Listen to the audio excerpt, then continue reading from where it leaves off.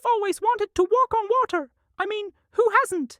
And what a glorious sight that must have been, the disciples walking on the water towards Jesus.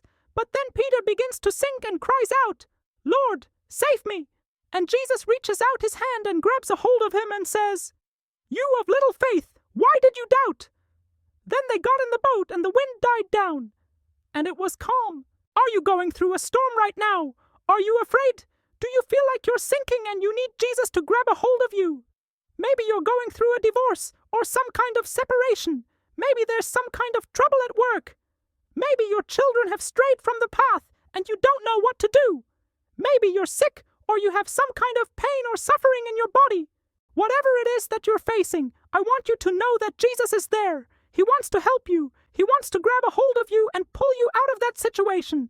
But there's something we have to learn from this story.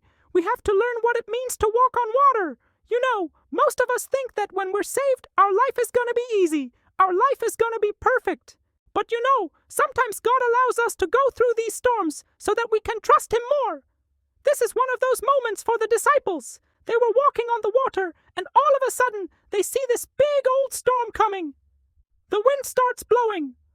The waves start crashing, and Peter, he looks at all that and he begins to sink.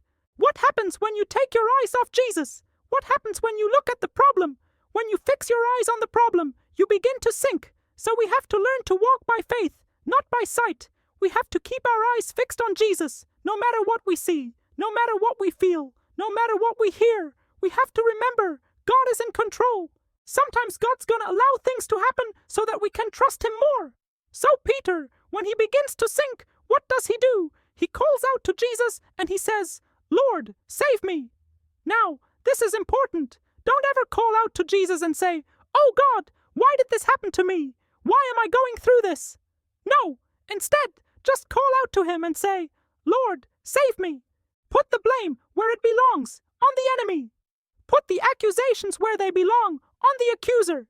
Put the fear where it belongs, with the one who wants you to be afraid. But don't you focus on that. Focus on Jesus. Call out to Jesus and say, "Jesus, save me." And then what happens? Jesus reaches down and takes a hold of him. Now, sometimes we resist Jesus when He tries to reach down and take a hold of us. We resist the Holy Spirit when He convicts us of sin. Sometimes we resist God when He tries to direct us in a certain path. Whatever it is, don't resist Jesus. Let Him grab a hold of you. Let Him deliver you. Let Him set you free. And then what happens? They got in the boat and the wind died down, and it was calm. Do you realize that when Jesus gets in your boat, the storm will always cease? Do you realize that when Jesus steps into your situation, things will change? Things won't be the same. There'll be peace.